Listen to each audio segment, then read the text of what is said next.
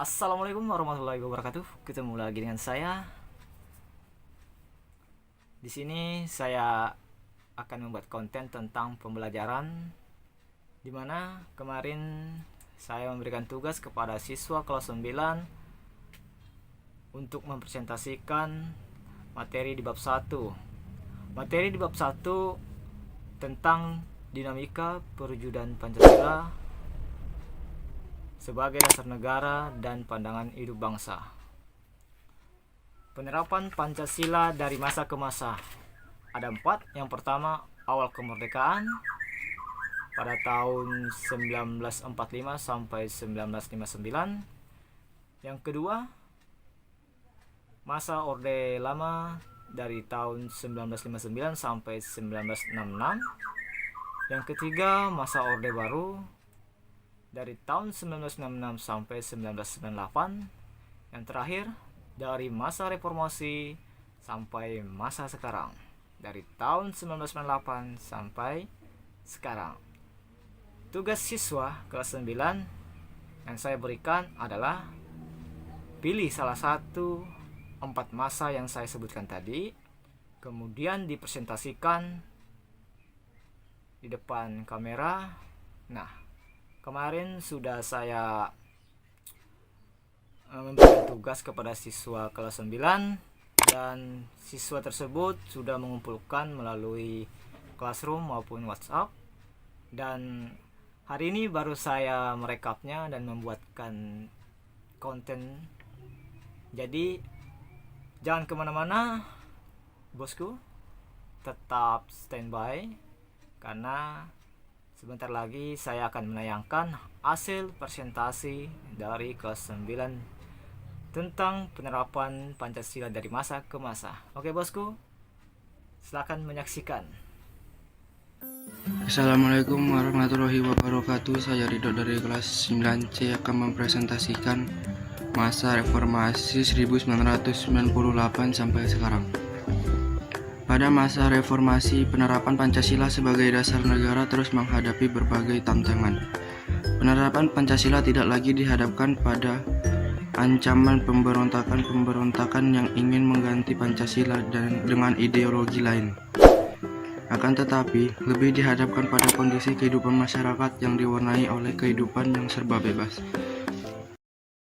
Assalamualaikum warahmatullahi wabarakatuh. Perkenalkan, nama saya Alfisari, kelas 9C. Untuk ulangan PPKN kali ini saya akan mempresentasikan salah satu perwujudan nilai-nilai Pancasila sebagai dasar negara. Di sini saya akan memilih nomor 4, yaitu masa reformasi 1998 sampai sekarang.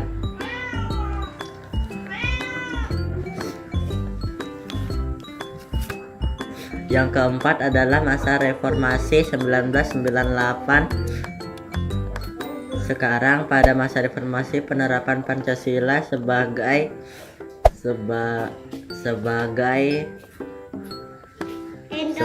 tantangan penerapan Pancasila tidak lagi dihadapkan pada ancaman pemberontakan yang ingin mengganti Pancasila dengan ideologi lain, akan tetapi lebih dihadapkan pada kondisi kehidupan masyarakat yang diwarnai oleh kehidupan yang serba bebas. Kebebasan yang mewarnai kehidupan masyarakat Indonesia saat ini meliputi berbagai macam bentuk, mulai dari kebebasan berbicara, berorganisasi, berekspresi, dan sebagainya. Kebebasan tersebut di satu sisi dapat memacu kreativitas masyarakat, tapi di sini lain juga bisa mendatangkan dampak negatif yang merugikan bangsa Indonesia sendiri. Terdapat beberapa hal negatif yang timbul sebagai akibat penerapan konsep kebebasan yang tanpa batas, seperti munculnya pergaulan bebas, pola komunikasi yang tidak beretika, peredaran narkoba dan minuman keras, aksi anarkisme serta vandalisme, sehingga memicu terjadinya perpecahan dan penurunan moral. Tantangan lain dalam penerapan Pancasila di era reformasi adalah menurunnya rasa persatuan dan kesatuan di antara sesama warga bangsa saat ini. Demikian presentasi dari saya. Terima kasih. Wassalamualaikum warahmatullahi wabarakatuh. Assalamualaikum warahmatullahi wabarakatuh. Saya Reni Arsdianasari dari kelas 9A ingin mempresentasikan tugas ulangan harian PKN. Di sini saya mengambil nomor 3, yaitu masa Orde Baru. Era demokrasi dipimpin di bawah pimpinan Presiden Soekarno mendapat tamparan yang keras ketika terjadinya peristiwa tanggal 30 September 1965 yang disinyalir didalangi oleh Partai Komunis Indonesia, yaitu PKI. Pemberontakan PKI tersebut membawa akibat yang teramat fatal bagi partai itu sendiri, yaitu dibubarkannya PKI dengan seluruh organisasi di bawah naungannya dan dinyatakan sebagai organisasi terlarang di Indonesia. Hal tersebut terjadi dengan dikeluarkannya pengumuman penyerahan kekuasaan pemerintah kepada Jenderal Soeharto sebagai pengundan ketetapan MPRS nomor 9 atau MPRS atau 966 pada tanggal 20 Februari 1967.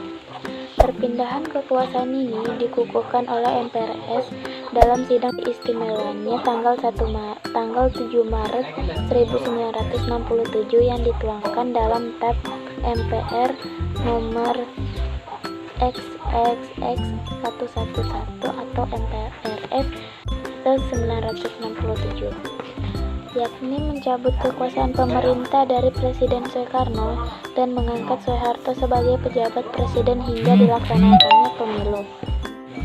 Era baru dalam pemerintah dimulai setelah melalui masa transisi yang singkat, yaitu antara tahun 1966 sampai 1968, ketika Jenderal Soeharto dipilih menjadi Presiden Republik Indonesia. Era tersebut kemudian dikenal dengan Orde Baru sebagai konsep demokrasi Pancasila. Presiden Soeharto sebagai tokoh utama Orde Baru dipandang rakyat sebagai seseorang yang mampu mengeluarkan bangsa ini dari keterpurukan. Selain itu, beliau juga berhasil menciptakan stabilitas keamanan dalam negeri pasca pemberontakan PKI dalam waktu yang relatif singkat. Pada masa ini, kebebasan berpolitik dibatasi dengan jumlah partai politik yang terbatas pada 3 partai saja, yaitu Partai Persatuan Pembangunan (PDI). Munculnya beberapa peristiwa pelanggaran hak asasi manusia, seperti kasus Tanjung Priok, kasus Marsinah, kasus wartawan Udin dari Harian Bernes, Yogyakarta, dan lain-lain. Sekian dari saya. Assalamualaikum warahmatullahi wabarakatuh. Assalamualaikum warahmatullahi wabarakatuh. Perkenalkan, nama saya Sartika Putri. Saya dari kelas 9B. Pada kesempatan kali ini, saya akan mempresentasikan salah satu perwujudan nilai-nilai Pancasila sebagai dasar negara, yaitu masa reformasi 1998 sampai sekarang. Pada masa reformasi inilah, penerapan Pancasila sebagai dasar negara terus menghadapi berbagai tantangan. Penerapan Pancasila tidak lagi dihadapkan pada ancaman pemberontakan yang ingin mengganti Pancasila dengan ideologi lain. Akan tetapi, lebih dihadapkan pada kondisi kehidupan masyarakat yang lebih diwarnai serba bebas. Kehidupan serba bebas pada masyarakat Indonesia saat ini diantaranya mulai dari kebebasan saat berbicara, berorganisasi, berekspresi, dan kebebasan-kebebasan lainnya. Adapun hal negatif yang timbul saat akibat penerapan konsep kebebasan yang tanpa batas, yaitu meliputi munculnya pergaulan bebas, komunikasi yang tidak beretika, peredaran narkoba dan minuman keras, serta aksi anarkisme serta vandalisme sehingga terjadinya adanya perpecahan, penurunan moral. Adapun tantangan lain dalam penerapan Pancasila di era reformasi adalah menurunnya rasa persatuan dan kesatuan di antara sesama warga bangsa saat ini. Selain tantangan-tantangan tersebut, saat bangsa Indonesia dihadapkan pada perkembangan dunia yang sangat cepat dan mendasar.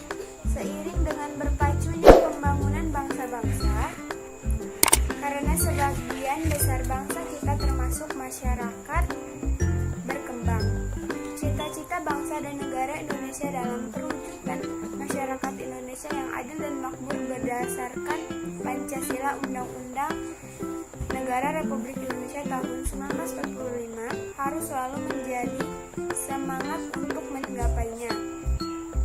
Maka diperlukan komitmen bersama seluruh rakyat Indonesia untuk mempertahankan serta melestarikan nilai-nilai Pancasila dalam kehidupan sehari-hari di segala aspek kehidupan.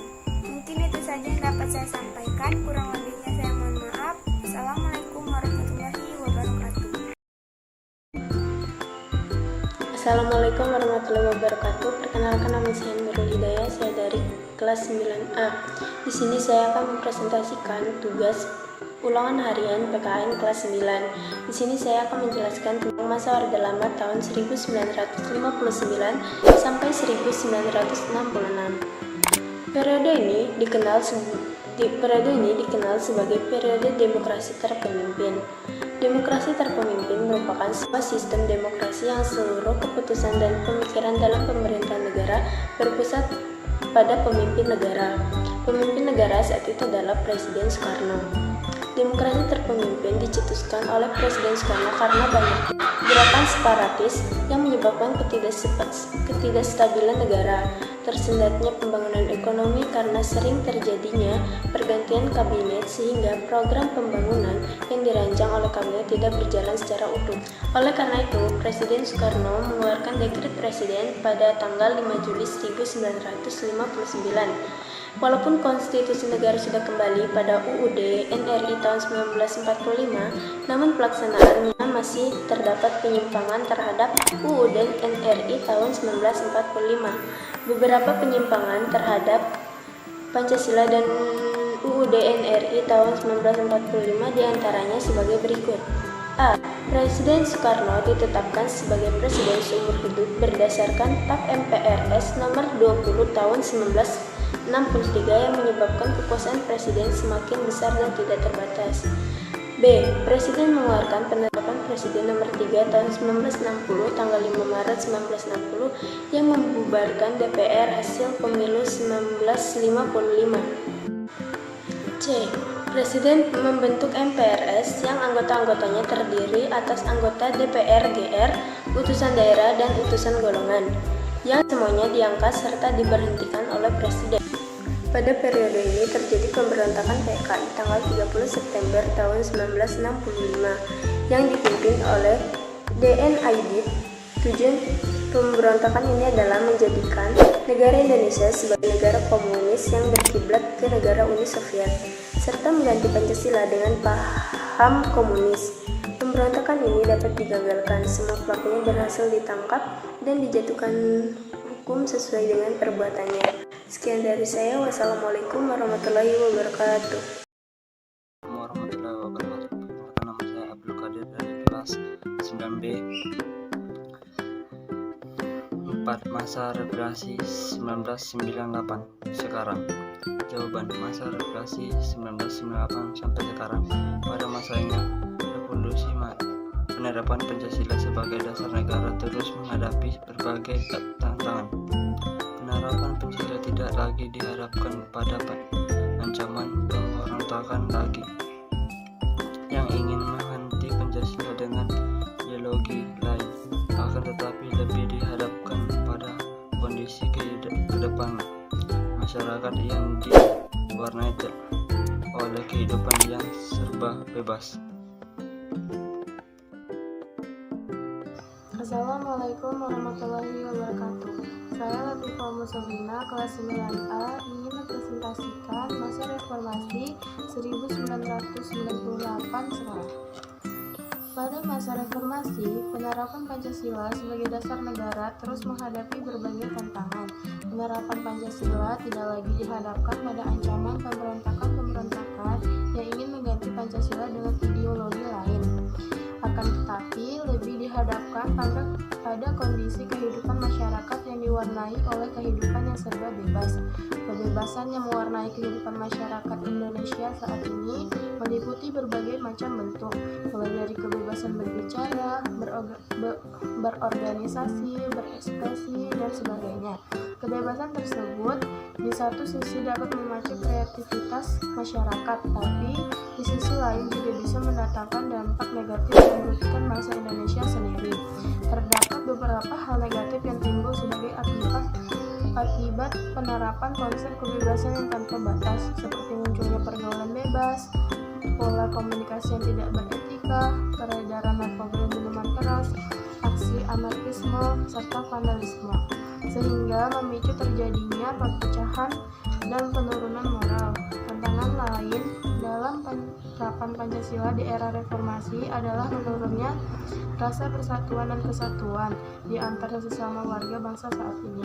Hal ini ditandai dengan adanya konflik di beberapa daerah, tawuran antar pelajar, serta tindak kekerasan yang dijadikan sebagai alat untuk menyelesaikan permasalahan. Peristiwa-peristiwa tersebut dapat menimbulkan konflik antar warga dalam kehidupan masyarakat, seolah-olah wawasan kebangsaan yang dilindasi oleh nilai-nilai Pancasila yang lebih mengutamakan kerukunan telah berkurang dari kehidupan masyarakat Indonesia. Selain tantangan tersebut, saat ini bangsa Indonesia dihadapkan pada perkembangan dunia yang sangat cepat dan mendasar. Seiring dengan berpacunya pembangunan bangsa-bangsa, dunia saat ini sedang terus dalam gerak mencari tata hubungan baru, baik di bidang politik, ekonomi, maupun pertahanan dan keamanan. Walaupun bangsa-bangsa di dunia semakin menyadari bahwa mereka saling membutuhkan dan saling tergantung satu sama lain, namun persaingan antar kekuatan besar dunia dan perebutan pengaruh masih berkecambuk. Salah satu cara menanamkan pengaruh kepada negara lain adalah melalui penyusupan ideologi, baik secara langsung maupun tidak langsung. Kewaspadaan dan kesiapan harus kita tingkatkan untuk mengulangi penyusupan ideologi lain yang tidak sesuai dengan Pancasila. Hal ini lebih penting artinya karena sebagai bangsa-bangsa kita termasuk masyarakat berkembang, cita-cita bangsa dan negara Indonesia dalam mewujudkan masyarakat Indonesia yang adil dan makmur berdasarkan Pancasila dan Undang-Undang Negara Republik Indonesia tahun 1945 harus selalu menjadi semangat untuk mencapainya. Maka diperlukan komitmen bersama seluruh rakyat Indonesia untuk mempertahankan serta melestarikan nilai-nilai Pancasila dalam kehidupan sehari-hari di segala aspek kehidupan.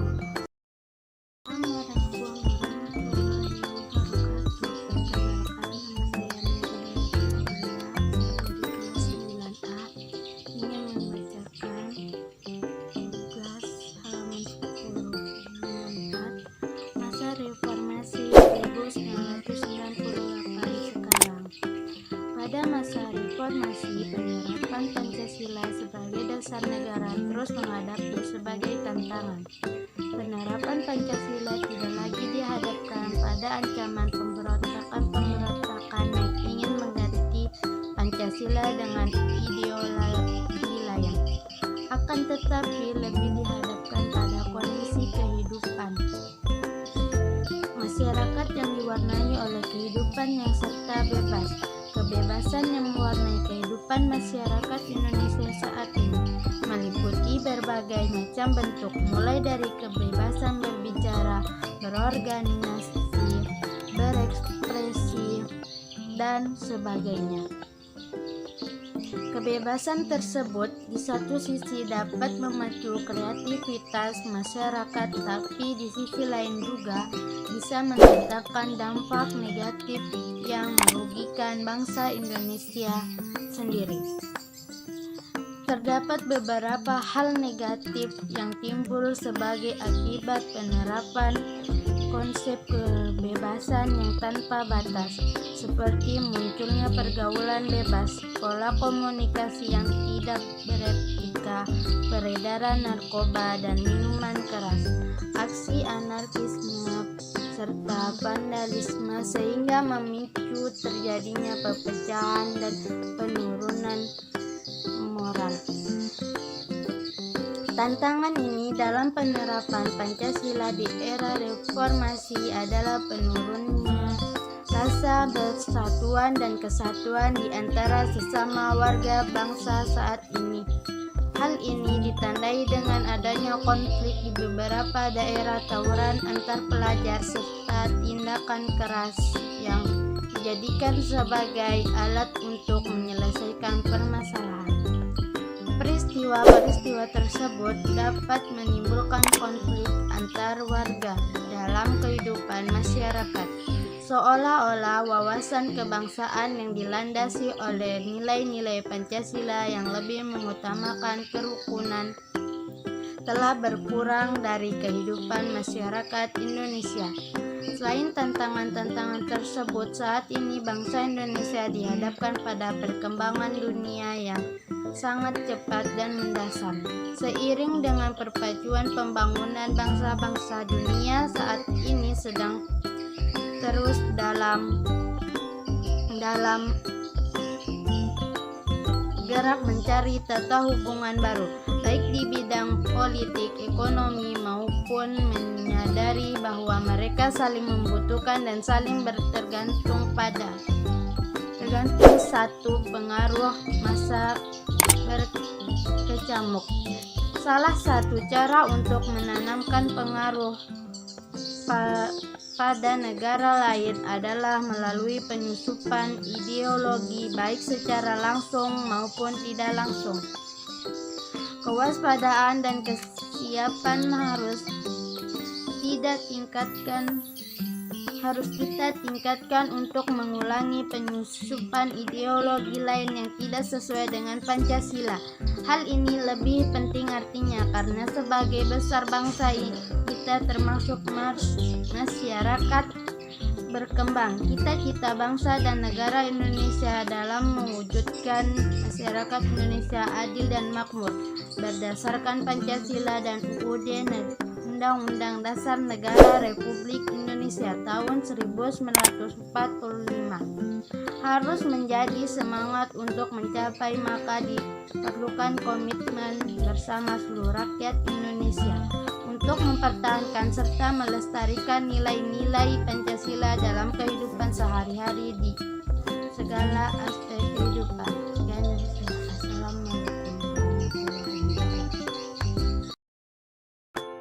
Assalamualaikum warahmatullahi wabarakatuh. Nama saya Syahra, saya dari kelas 9B. Saya ingin mempresentasikan tentang salah satu perwujudan nilai-nilai Pancasila sebagai dasar negara, yaitu masa Orde Lama 1959 sampai dengan 1966. Masa Orde Lama 1959 sampai 1966 dikenal sebagai periode demokrasi terpimpin. Demokrasi terpimpin ini, seluruh keputusan dan pemikirannya berpusat pada pemimpin negara, yaitu Presiden Soekarno. Dalam pimpinannya tersebut, pernah terdapat penyimpangan terhadap Undang-Undang Dasar Negara Republik Indonesia tahun 1945. Ada beberapa penyimpangan, yaitu sebagai berikut. Yang pertama, Presiden Soekarno ditetapkan sebagai presiden seumur hidup berdasarkan TAP MPRS No. XX 1963 yang menyebabkan kekuasaan presiden semakin besar dan tidak terbatas.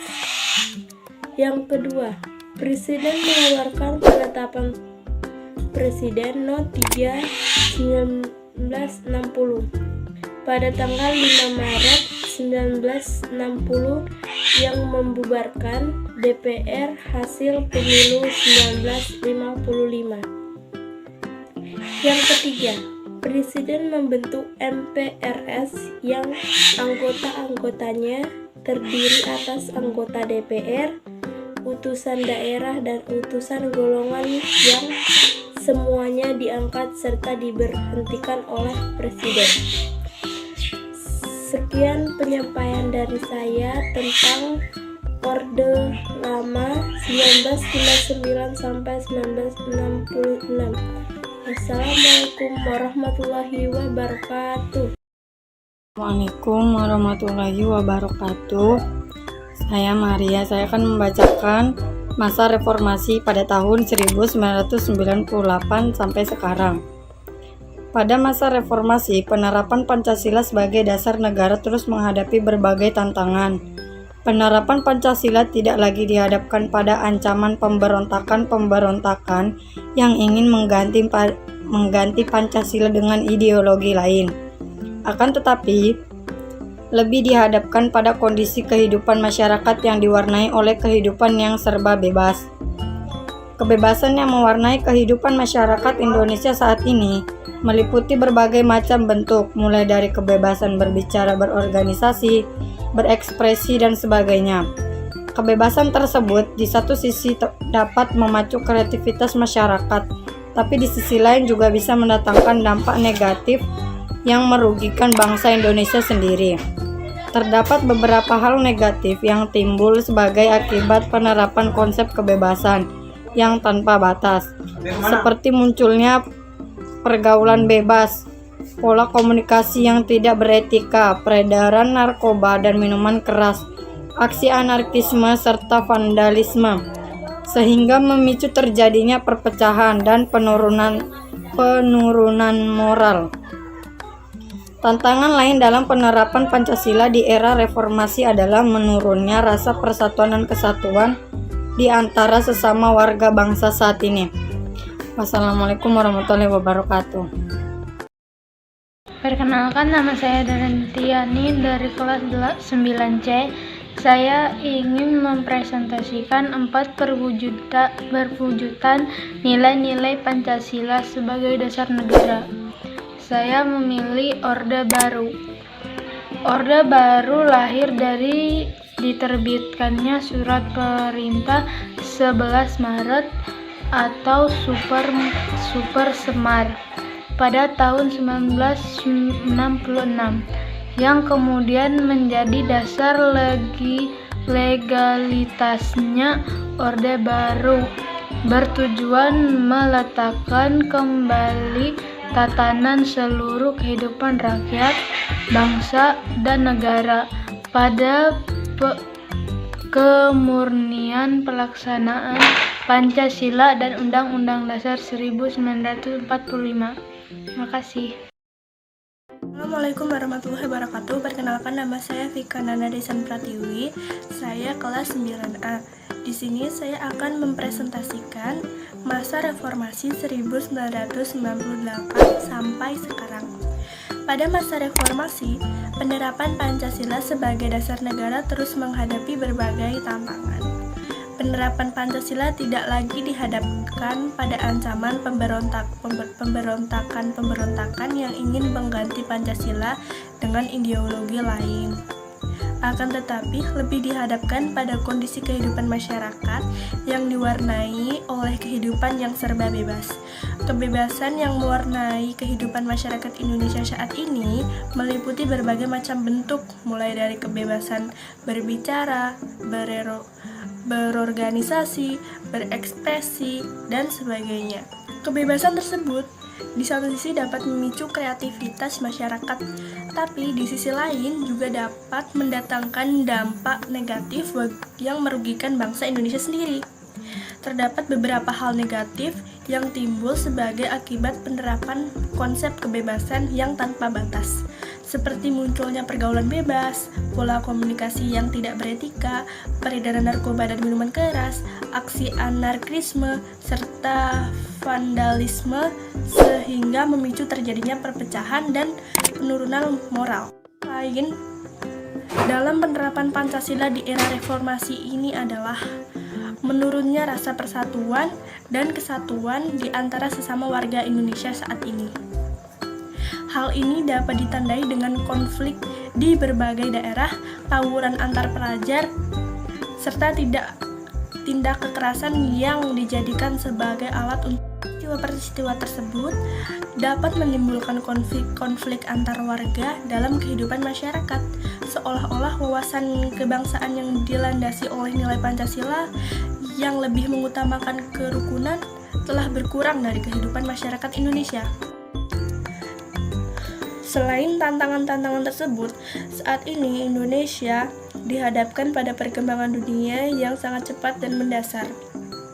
Seiring dengan berpacunya pembangunan bangsa-bangsa, dunia saat ini sedang terus dalam gerakan mencari tata hubungan baru, baik di bidang politik, di bidang ekonomi, maupun di bidang pertahanan dan keamanan. Walaupun bangsa-bangsa di dunia semakin menyadari bahwa mereka saling membutuhkan dan saling tergantung satu sama lain, namun persaingan antar kekuatan besar di dunia dan perebutan pengaruh masih berkecamuk. Salah satu cara untuk menanamkan pengaruh kepada negara lain adalah melalui penyusupan ideologi, baik secara langsung maupun tidak langsung. Sekian presentasi saya. Apabila ada salah kata, mohon dimaafkan. Wassalamualaikum warahmatullahi wabarakatuh. Assalamualaikum warahmatullahi wabarakatuh. Perkenalkan, nama saya Intan Alfina, saya dari kelas 9A, ingin mempresentasikan masa awal kemerdekaan tahun 1945 sampai 1959. Masa awal kemerdekaan pada tahun 1945 sampai 1959. Pada awal kemerdekaan ini, penerapan Pancasila sebagai dasar negara dan pandangan hidup menghadapi berbagai masalah. Adapun upaya-upaya untuk mengganti Pancasila sebagai dasar negara dan penyimpanan terhadap nilai-nilai Pancasila sebagai berikut. Pemberontakan Partai Komunis Indonesia (PKI) di Madiun pada tanggal 18 September 1948. Pemberontakan ini dipimpin oleh musuh. Tujuan utamanya adalah mendirikan negara Soviet Indonesia yang berideologi komunis. A. Pemberontakan dari Islam atau Tentara Islam Indonesia dipimpin oleh Sukarmaji, Marijan Kartosuwiryo. Pemberontakan ini ditandai dengan didirikannya negara Islam Indonesia (NII) oleh Kartosuwiryo pada tanggal 7 Agustus 1949. Tujuannya NII adalah untuk mengganti Pancasila sebagai dasar negara dengan syariat Islam. B.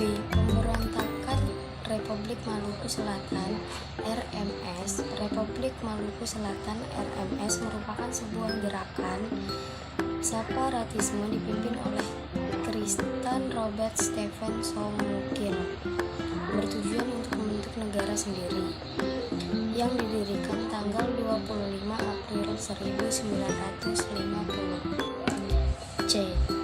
Pemerintah Revolusioner Republik Indonesia (PRRI) atau Perjuangan Rakyat Semesta (Permesta) yang dipimpin oleh Syarifuddin Prawira Negara dan Fendi Samuel tahun 1957 sampai 1958 di Sumatera dan Sulawesi.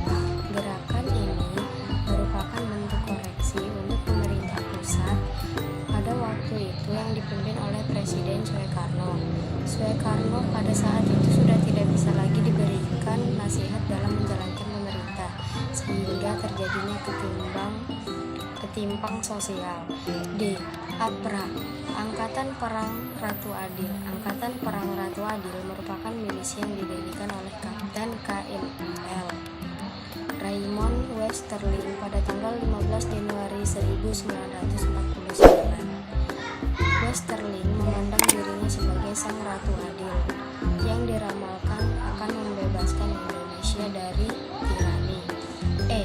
Perubahan bentuk negara dari Republik Indonesia Serikat menjadi Negara Kesatuan Republik Indonesia, sedangkan konstitusi yang berlaku adalah Undang-Undang Dasar sementara 1959. Hal ini menimbulkan krisis politik, ekonomi, dan keamanan yang menyebabkan pemerintahan mengeluarkan Dekret Presiden 1945. Dekret tersebut dikenal dengan Dekret 5 Juli 1959 yang berisi membubarkan Badan Konstituante Undang-Undang Dasar Semesta tahun 1950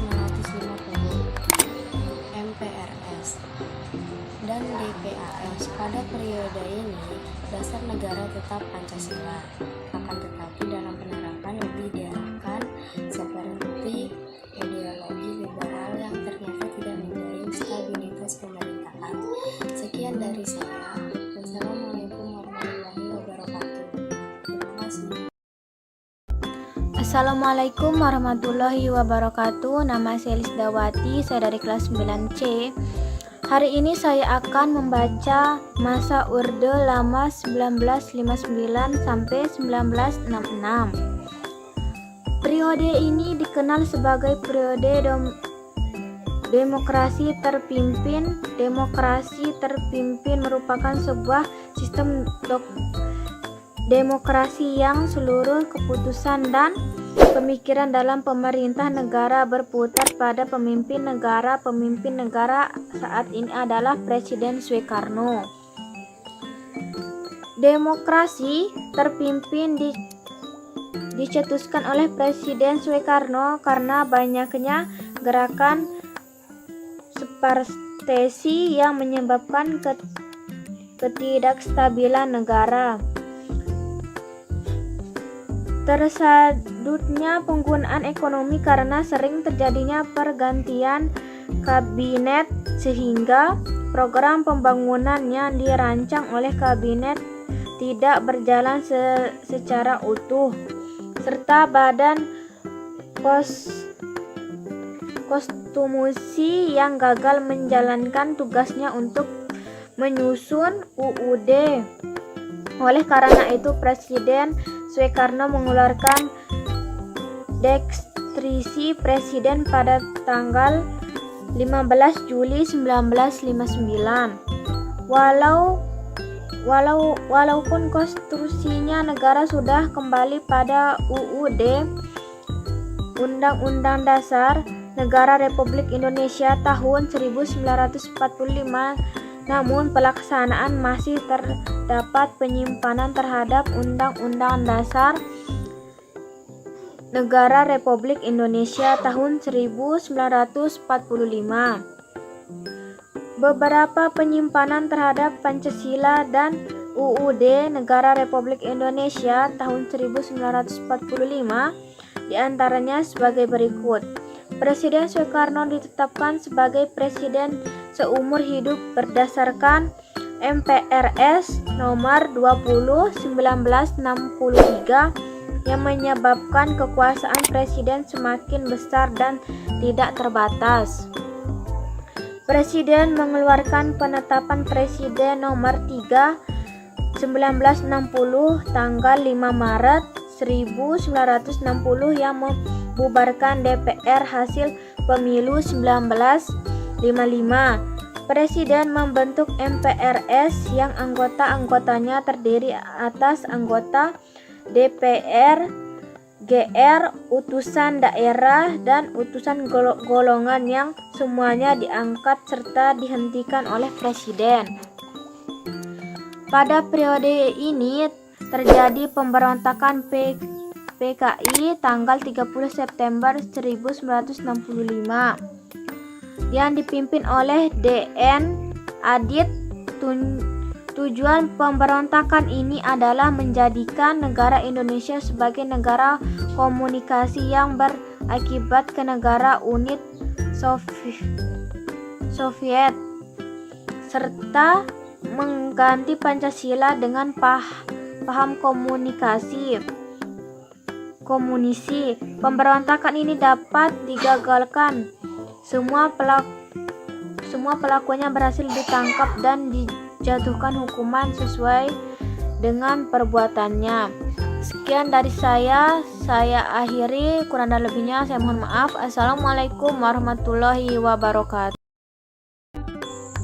Assalamualaikum warahmatullahi wabarakatuh. Perkenalkan, nama saya Cantika Dewi. Saya dari kelas 9A ingin membacakan masa Orde Baru. Orde Baru merupakan sebuah sebutan yang diberikan kepada masa pemerintahan Presiden Republik Indonesia yang kedua atau rezim Soeharto. Kala itu Soeharto menerapkan kedudukan Soekarno sebagai Presiden pertama Republik Indonesia. Peristiwa pemindah tanganan jabatan itu terjadi pada tahun 1966. Orde Baru sendiri sebenarnya memiliki pengertian, yaitu sebutan untuk masa pemerintahan Soeharto di Indonesia selama lebih dari 30 tahun. Masa Orde Baru ini dimulai sejak tahun 1966 menggantikan Orde Lama yang merajuk kepada era pemerintahan Presiden Soekarno yang nama lengser semenjak mencuat peristiwa G30 SPKI. Sekian dari saya. Wassalamualaikum warahmatullahi wabarakatuh.